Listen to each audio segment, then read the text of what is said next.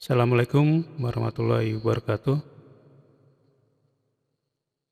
Oke, dalam kesempatan hari ini kita berjumpa lagi dalam mata kuliah Teknologi Informasi Kesehatan. Dan untuk kali ini kita memasuki pertemuan yang ke-10.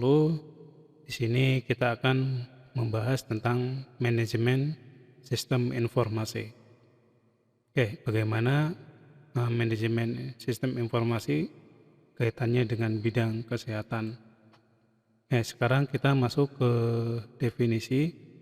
Yang pertama yaitu kaitannya dengan sistem, di mana sistem adalah sekumpulan komponen yang bekerja bersama untuk mencapai suatu tujuan. Berarti di sini dalam sebuah sistem terdapat banyaknya atau beberapa komponen yang satu sama lain saling berhubungan untuk mencapai tujuan tertentu. Terus kita hubungkan dengan informasi, maka definisinya adalah sekumpulan komponen yang bekerja sama untuk menghasilkan suatu informasi fakta atau data. Ya. Kalau yang tadi di atas di sini masih sifatnya umum, kalau di sini sudah menjadi spesifikasi lebih khusus, tujuannya adalah untuk menghasilkan suatu informasi. Nah, sekarang kita masuk ke definisi sistem informasi kesehatan. Di sini ada dua definisi atau pengertian kaitannya dengan kesehatan. Yang pertama, bahwa sistem informasi kesehatan adalah mekanisme pengumpulan, ya. Kalau kita berbicara kaitannya dengan mekanisme, berarti di sini ada beberapa tahapan yang harus sesuai dengan tahapan tersebut, ya.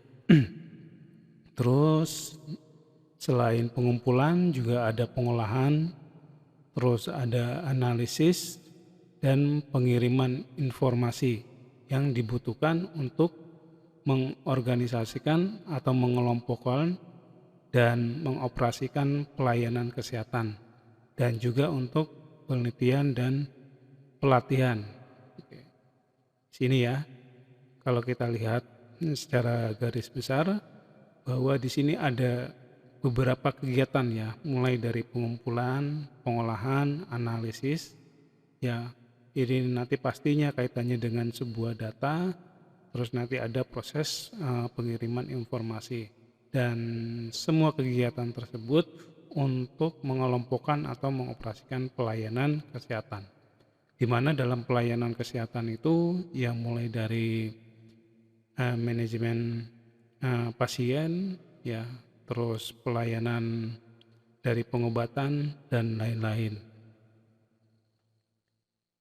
Terus yang kedua, definisi yang kedua yaitu sistem informasi kesehatan adalah sejumlah komponen dan prosedur yang terorganisir dengan tujuan menghasilkan informasi untuk meningkatkan keputusan manajemen pelayanan kesehatan pada setiap tingkat sistem kesehatan. Nah, di sini lebih fokus kepada beberapa komponen, ya, yang ada di dalam dunia kesehatan dan kaitannya untuk meningkatkan keputusan manajemen pelayanannya, ya. Jadi bagaimana sih untuk supaya pelayanan itu bisa lebih baik, ya. Oke, itu dua definisi kaitannya dengan SIK atau informasi kesehatan. Nah, komponen sistem informasi kesehatan di sini ada dua. Yang pertama yaitu proses informasi, terus yang kedua yaitu manajemen sistem informasi. Nah, kita akan bahas satu-satu dua komponen tersebut. Yang pertama yaitu proses informasi. Nah, untuk proses informasi sama halnya di pertemuan sebelumnya, ya, bahwa dalam proses informasi itu ada kegiatan pengolahan data, pengumpulan data, ya. Nah, dalam pengumpulan data itu bisa didapat dengan mendapatkan data dari pasien atau mungkin melalui sebuah angket atau kuesioner ya. Terus pengiriman data ya. Ini juga proses setelah nanti data itu sudah terkumpul baru ada pengiriman data di sini. Nah, pengiriman data ini nanti untuk sebuah sistem atau untuk sebuah informasi ya kaitannya dengan kesehatan. Terus pengolahan ya. Nah, ini pengolahan data ini yaitu kalau data itu sudah terkumpul dan sudah terset ya atau sudah dalam satu kelompok ya. Contohnya seperti diagnosa penyakit jantung. Berarti penyakit jantung itu tiap pasien sudah ada beberapa variabel yang masuk di dalam data itu ya, mulai dari usia, terus nama, terus nanti ada kaitannya dengan tekanan darah, suhu dan lain-lain ya. Nah, ini diolah. Nanti kalau pengolahan data ini kaitannya dengan berbagai alat yang digunakan, mulai dari perangkat keras maupun perangkat lunak. Terus setelah nanti pengolahan data sudah selesai, baru dianalisis datanya ya. Jadi kalau tujuannya untuk mengelompokkan berarti nanti kita bisa melihat lur atau alurnya data tersebut ya, dikelompokkan mana orang yang bisa diklaster penyakit jantung yang parah, yang sedang atau yang masih ringan. Terus setelah data dianalisis, nah nanti bisa disajikan informasinya dan tentunya nanti penyajian informasi ini dapat berguna untuk sebuah keputusan baik untuk lembaga maupun untuk pasien atau klien. Terus yang komponen kedua yaitu manajemen sistem informasi ya. Kalau kita berbicara dengan manajemen informasi berarti ada pengaturan di dalam sistem informasi, terutama di dalam bidang kesehatan. Nah, di sini dalam manajemen informasi nanti ada beberapa. Yang pertama yaitu sistem daya sistem informasi kesehatan. Nah, kalau kita berbicara dengan sistem daya berarti kaitannya dengan pelaku-pelaku atau komponen yang mendukung dalam kegiatan sistem informasi kesehatan. Di sini meliputi ini kaitannya dengan orang ya atau objek ya, yaitu perencana, manajer, ahli statistik, ahli epidemiologi, atau mungkin pengumpulan data. Nah, ini kaitannya dengan orang. Terus sumber daya perangkat keras ya, ini hardware-nya yaitu bisa register, telepon, dan komputer. Terus sumber daya yang sifatnya perangkat lunak, contohnya di sini kertas, karbon, terus format laporan, program pengolahan data, dan yang terakhir, nah ini biasanya juga sebagai pendukung dalam pelaksanaan kegiatan sistem informasi, yaitu sumber dana. Terus yang berikutnya, ya item berikutnya kaitannya dengan manajemen informasi, yaitu aturan-aturan organisasi ya dalam sebuah kelompok. Misalnya di sini penggunaan standar diagnosa dan penanganan ya. Terus bisa juga dengan uraian tugas petugas ya. Kalau di dalam kesehatan ya berarti mulai dari administrasi, terus perawat, dokter dan lain-lain. Nah, terus ada lagi prosedur manajemen distribusi, ya pendistribusian contohnya kaitannya dengan obat dan lain-lain ya. Terus prosedur pemeliharaan komputer yang memungkinkan efisien penggunaan sumber daya sistem informasi kesehatan. Dan untuk saat ini kalau kita lihat di rumah sakit, semuanya sudah termanage dengan sistem informasi dengan menggunakan perangkat komputer gitu ya. Mulai dari pendaftaran ya, terus diagnosa ya, terus periksa dokter sampai dengan pengambilan obat. Nah, itu sudah menggunakan manajemen sistem informasi. Nah, sekarang kita masuk khusus ke dalam manajemen kesehatan, yaitu sistem informasinya. Yang di sini ada 3 ya, yang kaitannya dengan manajemen kesehatan. Yang pertama yaitu manajemen pasien atau klien. Terus yang kedua manajemen unit kesehatan. Terus yang ketiga manajemen sistem kesehatan. Dan untuk manajemen pasien atau klien yaitu pengambilan keputusan tentang bagaimana pasien atau klien harus dilayani atau ditangani ya. Nah, nanti untuk pengambilan keputusannya itu pada setiap petugas kesehatan di sini. Nah, kalau kita kaitannya dengan sistem informasi ya, bagaimana caranya untuk pasien itu terlayani dengan baik ya. Karena kaitannya dengan teknologi informasi yang mulai dari sistem pendaftaran yang sekarang sudah terjadi bisa dilakukan dengan sistem loket atau dengan pendaftaran secara online. Nah, ini kaitannya dengan manajemen pasien atau klien, itu salah satunya ya. Terus yang kedua manajemen unit kesehatan. Nah, di sini yaitu pengambilan keputusan tentang bagaimana sumber daya kesehatannya ya. Di pengambilan keputusannya kaitannya dengan sumber daya kesehatan, di mana sumber daya kesehatan itu di sini bisa sumber daya manusianya ya, terus obatnya, terus perbekalan kesehatannya dan lain-lain. Dan ini di dalam unit kesehatan yang bersangkutan ya, jadi harus didaya gunakan tuh.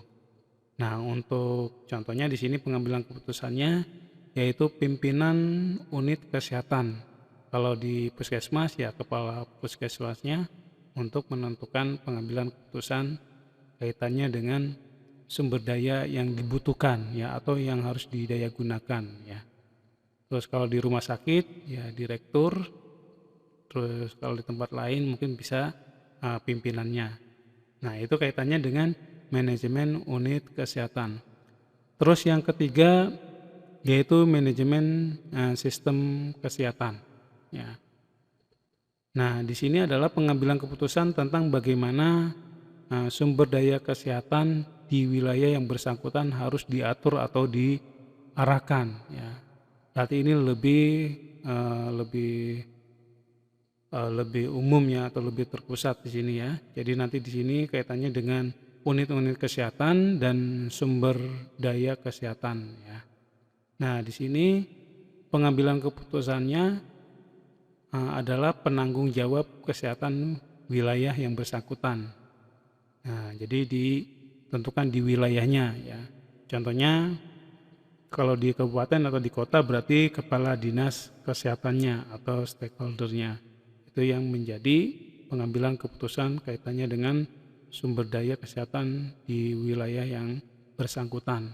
Jadi bisa menentukan mulai dari kepala puskesmasnya, terus direkturnya dan lain-lain.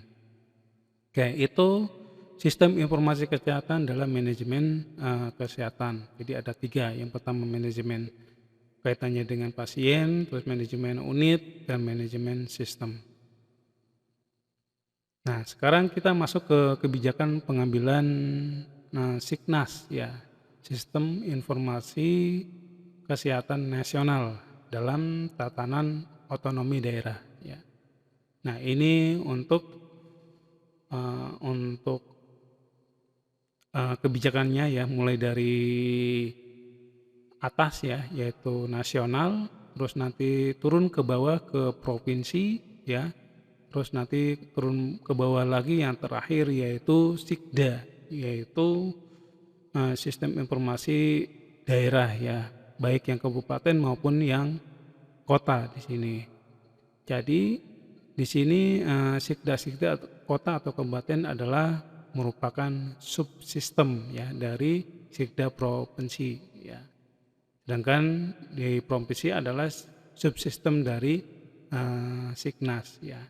Jadi nanti di antara komponen sistem ini harus ada kerjasama antar tingkat administrasinya gitu. Itu kaitannya dengan kebijakan pengembangan Siknas dalam tatanan otonomi daerah.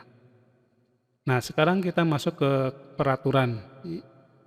Nah, peraturan yang untuk saat ini kaitannya dengan sistem informasi kesehatan, yaitu di Keputusan Menteri Kesehatan nomor 511 tahun 2002. Nah, bahwa di sini strategi pengembangan Siknasnya di era otonomi daerah ya. Nah, ini untuk alurnya ya. Yang pertama dari pusat yaitu integrasi pencatatan dan pelaporan yang ada.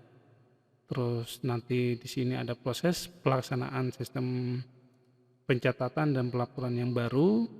Terus nanti akan diturunkan ke bagian. Nah, di sini ada 3 bagian ya. Mulai dari Sikda ya, dari pusat turun ke Sikda, yaitu kaitannya dengan fasilitasi pengembangan. Nah, terus bisa juga di dalam pengembangan pelayanan untuk tingkat manajemennya. Dan juga masuk ke dalam langsung ke pelayanan untuk masyarakat ya. Nah, kalau kaitannya dengan pengembangan untuk manajemen, berarti nanti kaitannya dengan manajer dan pengambilan keputusan ya. Nah, nanti kalau di sini sudah menghasilkan ya nanti hasilnya di sini. Terus nanti kalau memang belum ada, nanti kembali lagi ke pengembangan pelayanan. Nah, terus yang kaitannya dengan Sikda yang masuk ke kabupaten atau kota, di sini pengembangan teknologi dan sumber dayanya ya. Jadi ini kaitannya dengan manajemen yang tadi, yaitu kaitannya dengan pasien, unit maupun dengan yang umum tadi ya.